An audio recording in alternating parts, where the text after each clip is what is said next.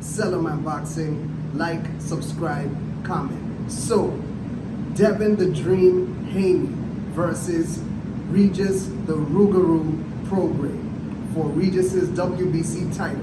December 9th, we're gonna put the spotlight on it. Stay tuned.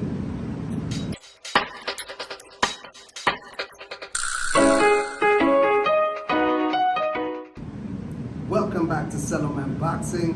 Blessings in the name of Jesus.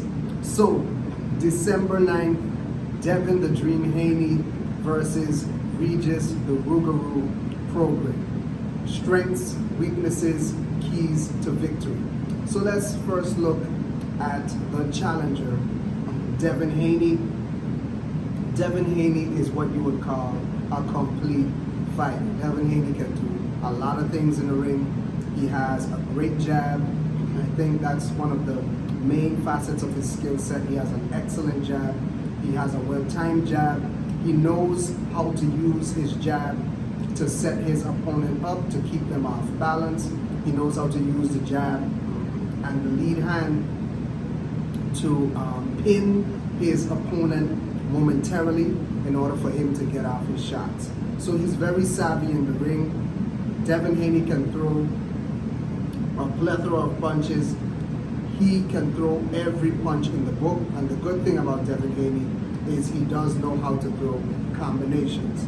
So he can box well, move, stick and move, throw one shot at a time, but when it gets to mid-range, to close range, he can throw punches in combination and get his shots out very well.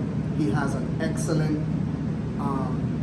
right uppercut that he times, especially when someone is coming straight in and with their hands up, and the uppercut straight down the middle, boom. He has a great one, especially versus southpaws. We saw that versus Jojo Diaz. He has an excellent uppercut.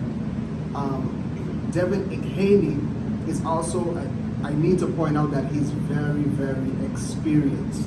Okay, he's a young guy, but over the course of the last few years, he has racked up some great names. He has fought the likes of, we mentioned Jojo Diaz.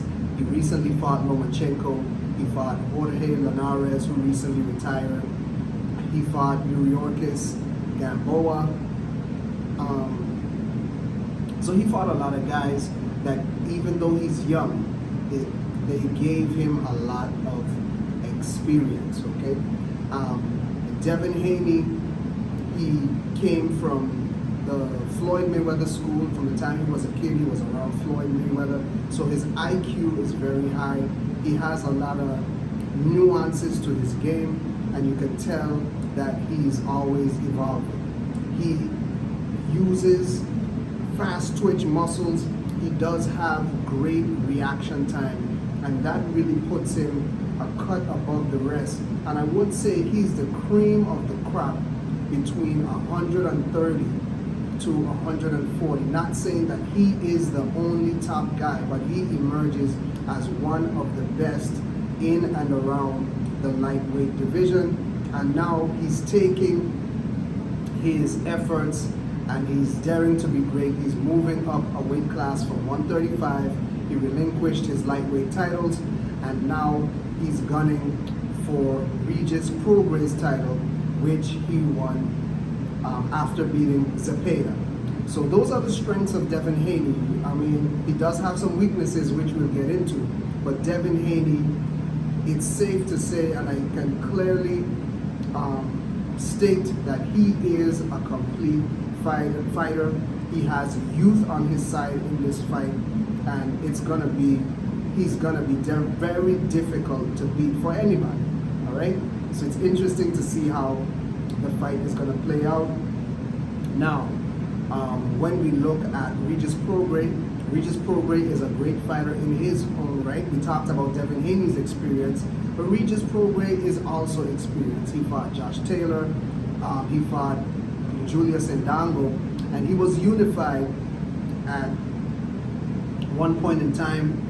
So he does have good experience. Regis PROGRAIS is a blue collar guy. He comes to work. his style is not as flashy, it's not as fast twitch as like say a Devin Haney, but he does have a good command of boxing, and what he does, not saying he doesn't have any thing to work on, but Regis PROGRAIS is an excellent boxer in his own right, especially when the fight is going at the pace and at the distance that he likes it to be. So Regis PROGRAIS, he doesn't necessarily set up every punch with his jab like Devin Haney. Devin Haney more works off his jab to set up most of his shots, right? But Regis PROGRAIS, his approach to getting his offense off is a little bit different.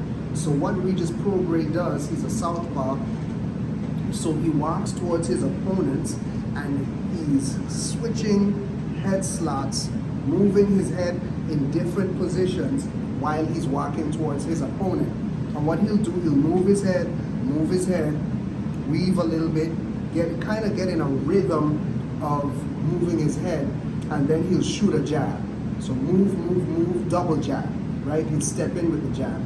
And how that sets up his offense is, after doing this for a round or two, a few rounds, it gets his opponent comfortable with his head being in these positions without him attacking. So he's moving his head and he's not attacking. He might throw a jab or two, throw a left hand, but he's getting his opponent accustomed to this look. And what he does throughout the course of the fight is, as he moves forward, moving his head, he adds layers to that presentation.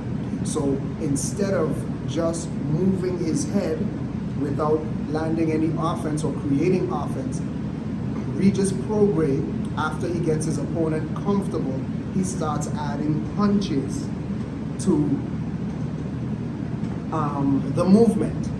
And what that can do is it places an opponent that has gotten accustomed to being safe when he gives that look. It places them off guard and he catches them with shots that they don't see. That's what he did to Zepeda when he won the title and became two-time world champion. He threw a combination while he was moving his head into one of those slots. Bam, bam. And he caught him on the chin. He really didn't see it. He hurt Zepeda, and we all know Regis PROGRAIS has excellent power. We heard about the story about him breaking someone's jaw in this training camp for Devin Haney. It's no secret that Regis PROGRAIS, he has that Louisiana background, and he packs a punch, okay?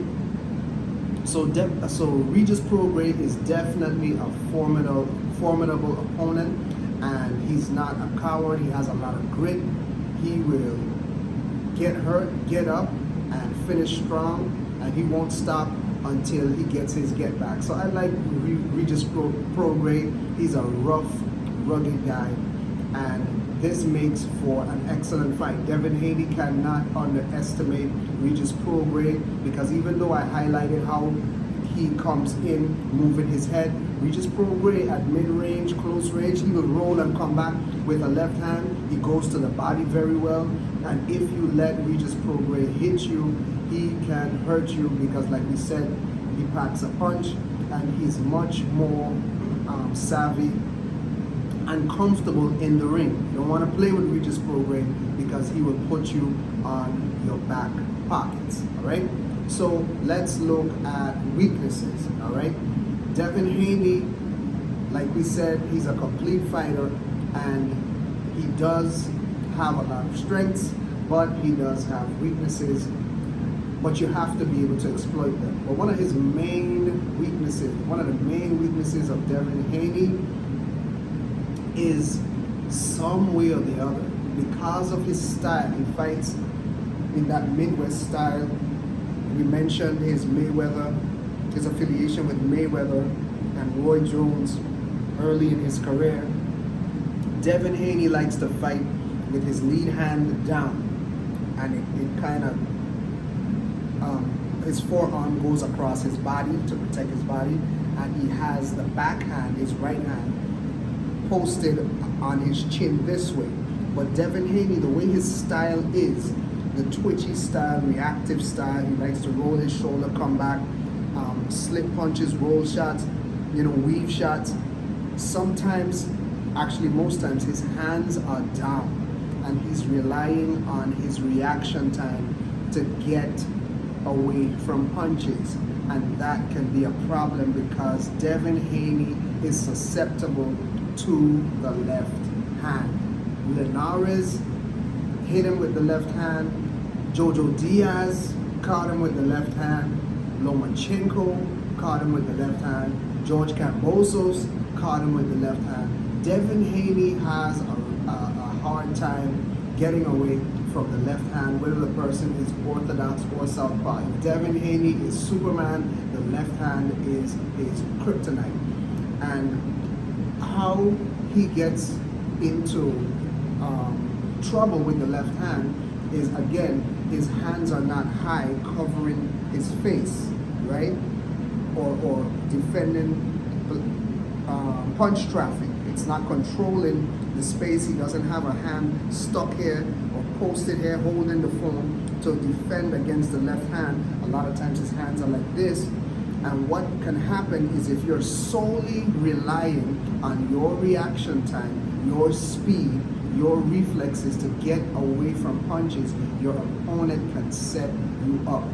They can start targeting the body, and then at the last minute, when you're used to defending the body, they can turn that punch that you were expecting to the body, they can turn it and change the trajectory and bring it upstairs. So that's the danger that Devin Haney faces in this fight. If he is too overconfident, Regis PROGRAIS can end up catching him with some big shots, and he's moving up in weight now. I mean, he looks strong in the preparation and the build-up and training camp, but he is moving up in weight. There are weight classes for a reason. He has never fought at 140. So if I were Devin Haney, I would be tightening up on my defense, because the left hand, which is the bread and butter of a southpaw, a strong southpaw like Regis PROGRAIS, could be a problem if Devin Haney is not defensively responsible. Okay? Now, as we look at Regis PROGRAIS, we mentioned Regis PROGRAIS, he's savvy, he's experienced, you can't play with him. He has a conniving way to his game. He comes in giving you different looks without consequence, and then he adds the consequences once you're comfortable. So we mentioned how he's a good fighter and he's not to be played with. However, Regis PROGRAIS has issues with those who have lateral movement. And I think it was telling in his last fight against Zorrilla. Zorrilla, the Dominican guy, he had excellent lateral movement. And what it did, it kept Regis PROGRAIS guessing. It kept him off balance. He could never set his feet. At first, he was walking in, moving his head, trying to set up offense, trying to lull Zorrilla into a trap. But after a while, Zorrilla started to get a little too smart for that, and he just started using his legs. And as Regis PROGRAIS followed him around the ring with his hands up, he just started picking his shots. He started landing beautiful right hands, and he never stayed there for the return fight. That is one of the issues that Regis PROGRAIS has. He needs to be more assertive with his feet. Sometimes he can be a little too passive with his feet, and if you're fighting an elite mover, an elite boxer, they're going to run circles around you all night. As a matter of fact, if he's not a bit more assertive with his footwork, this could be a 12-round sweep for Devin Haney if he decides to use his legs. We all know Devin Haney can box. We all know that he can move and use his jab. We saw it in the Kambosos fight. And we even saw it in the Yukis Gamboa fight. So that's another thing. Another thing that Regis PROGRAIS needs to do is he needs to not be so repetitive with his approach to set up his offense. We mentioned him changing his head position and walking in. If he's too repetitive, a good boxer will just time him. As he moves his head one way, they know it's coming back the next way. As his head is moving to the next position, they can just line him up with a 1-2. Simple 1-2. It doesn't have to be any sophisticated, flashy work. The 1-2, especially orthodox versus southpaw matchup, could spell trouble for Regis PROGRAIS. So what does Regis PROGRAIS need to do? He needs to change up the way he comes in. Sometimes he can be too repetitive. It can put him in harm's way. And I know a lot has been said of Devin Haney not having power, but Devin Haney, he marked up Lomachenko's face pretty good. I don't remember Lomachenko being hurt, but Devin Haney is very sharp, and moving up in weight could equal more punching power, which could be problematic for Regis PROGRAIS. All right? So those are the weaknesses of both guys. Keys to victory. I think that Devin Haney, his keys to victory is not to go in this fight, not try to be a tough guy, not try to prove that he has a whole lot of power at 140 pounds. Devin Haney needs to box Regis PROGRAIS. He needs to move around the ring. He needs to not stand in front of Regis too long. Just box. Use your jab, go to the body, stab him to the body. Anytime Regis PROGRAIS comes in, moving his head from side to side, he needs to time him with the 1-2. If Regis PROGRAIS starts to get frustrated and just starts walking forward, Devin Haney does a great job of taking a split second to pin the high guard of his opponent and then throw right hand to the body, throw left hooks to the body. He just does a great job. He needs to just stick to a simple game plan to beat Regis PROGRAIS. All right? If he does that, I can see an easy win for Devin Haney, or maybe, depending on how hard he's punching, maybe even a stoppage, right? So what does Regis PROGRAIS need to do? Regis PROGRAIS needs to be assertive. He needs to not just move his head from side to side coming in, he needs to jab, and while he's moving his head coming in, and when Devin Haney starts to put out his left hand to kind of probe, to measure distance, him with that southpaw jab, he needs to knock, once his hand touches Devin Haney's jab, he needs to knock that left hand jab down and advance with his jab. Advance with his jab. And don't just throw one jab, because throwing one punch at a time at a counter puncher like Devin Haney, that's a counter puncher's paradise. So he needs to throw more than one punch. He needs to throw that right jab and finish with a left hand to the body. Throw the right jab, bring it around the guard, throw it to the body, and varying that left hand. If Devin Haney decides to stand in front of Regis PROGRAIS, Regis PROGRAIS varying that right hand could allow him to set up big left hooks. We saw it against when Devin Haney fought Jojo Diaz. It will enable him to set up big left hands, both to the body and to the head, which could spell trouble for Devin Haney and possibly knock him out. Okay, so he needs to be more assertive with his footwork. He needs to cut off the ring. He needs not to follow Devin Haney. As far as the skill, just looking at both guys skill for skill, Regis PROGRAIS is going to have to make the most adjustments in this fight, because skill for skill, Devin Haney is more gifted. He has more reach. He has more fast twitch muscles and better reflexes. So Regis PROGRAIS is going to have to fight a perfect fight. I think that he has the grit and experience to do a lot better than people think he will do, right? But that remains to be seen how the fight will play out. I would say, just based on the skill, I would say this is like a 65-35 fight in favor of Devin Haney, just the skill, but we don't know how the weight gain is going to affect Devin Haney, and we don't know if he's ever taken a punch from someone like Regis PROGRAIS. So we have to see how the fight plays out. Let me know what you think in the comments. Let me know how you think this fight is going down. Who do you think has the best chance to win? For now, that's the Celloman Boxing Spotlight on the Matter. Blessings.